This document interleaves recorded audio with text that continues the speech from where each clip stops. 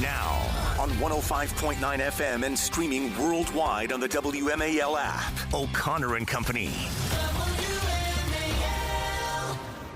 8:07 now on O'Connor and Company. It's the fourth hour of our program. And if you've missed our podcast, if you've missed any of our broadcast, subscribe to our podcast. Bethany, you get me all flustered. I told you during the commercial break, and I will reiterate it, I am not sorry.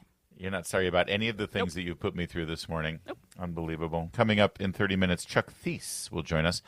DC political analyst Mayor Bowser acknowledging her gratitude for the surge of law enforcement brought by President Trump. What's that all about?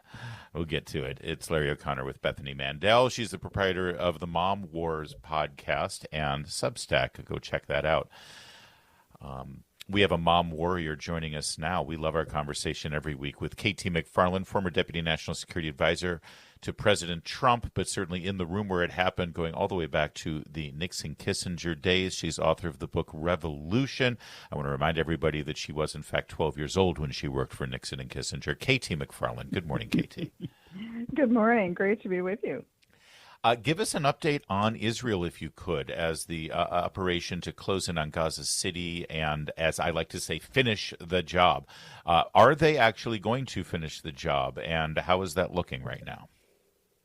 Well, if they don't finish the job, Hamas will just be there year after year after year, and nothing will change. Yeah. Not only finish the job, but finish the job quickly. It's pretty clear now to anybody who's paying attention that Hamas is never going to negotiate in good faith, that their goal is always to just live another day. They're not going to give up any of the things they've been doing. In fact, their whole modus of operandi is to kill Jews, destroy Israel. And in fact, if they have to kill their own people in the process by starving them, by putting them in the line of fire, by making them human shields, that's just fine with the leaders of Hamas because it gets them PR victories because they can blame Israel. They know they can't win militarily. They think they can win in the court of public opinion. And every day they're not dead is another day they won. So I saw that there was a meeting at the White House that Ron Dermer, actually, he scrapped a meeting with Cindy McCain. I would do that, too, just for any reason. Yeah. But Jared Kushner was there, and former UK Prime Minister Tony Blair was also there, talking about sort of the day after plan for Gaza and, securing the release of the remaining 20 living hostages and what that looks like for the day after plan. Do you have any insights on what that day after plan might be? Well, the fact that Jared Kushner was there on the day after plan meeting is significant. Yeah. And that's because he has had very close relations with that next generation of Arab leaders in the region. At the very beginning of the Trump administration, like first week, we sat around the table in the Situation Room and tried to decide what should we do in the Middle East? Should we support the same old guys we had supported before, especially in Saudi Arabia?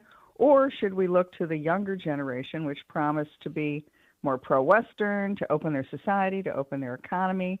And it was a risk because the younger generation was unproven. And Jared was the one who said, no, trust the young guys. They're the ones who are going to change things. And sure enough, that's what happened. President Trump trusted them, and they've transformed the Middle East. Now you have the Abraham Accords. So the fact that Jared is in that meeting he's someone who is close to the 30, 40-year-old leaders of these countries. And he'll be able to represent the idea that, well, the day after isn't America, again, boots on the ground, American money, American efforts, that a lot of it would be participating, particularly financially, participating in the rebuilding of the Palestinian areas. The bill will be footed by those countries. KT, let's turn to Russia and Ukraine after the high-profile meeting in Alaska with Putin and then the equally high-profile meeting with Zelensky and representatives from the EU in Washington, D.C.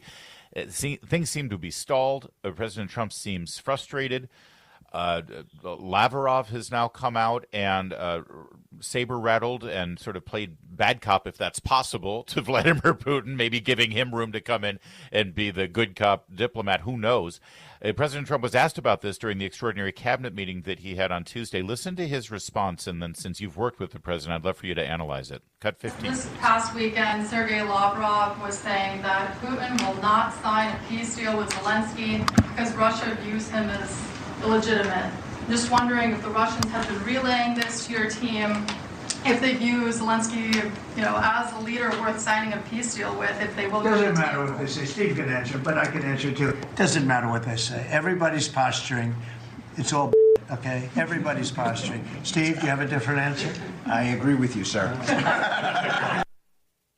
That's Steve Witkoff, of course. So first of all, I'd love for you to sort of take the measure of President Trump's response there, because you don't see him that frustrated all the time about things like this. And he certainly did want to see progress with the Russia-Ukraine situation.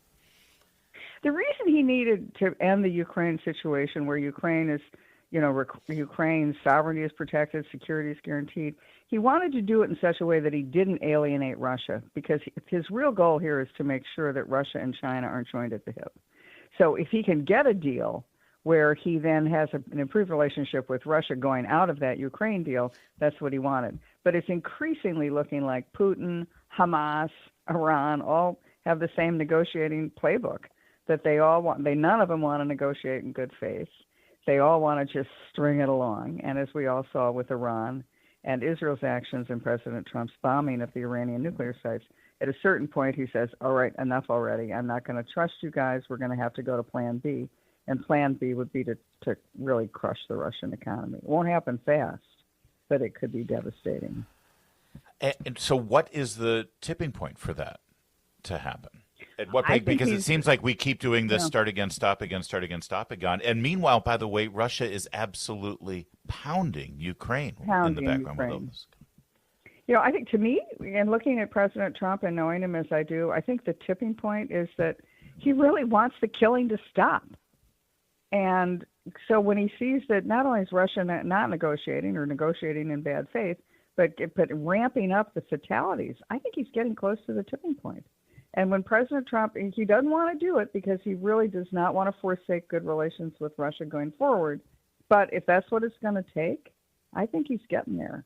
And one of the reasons that, Larry, it seemed like he was going back and forth, accept, not accept, negotiating, not negotiating.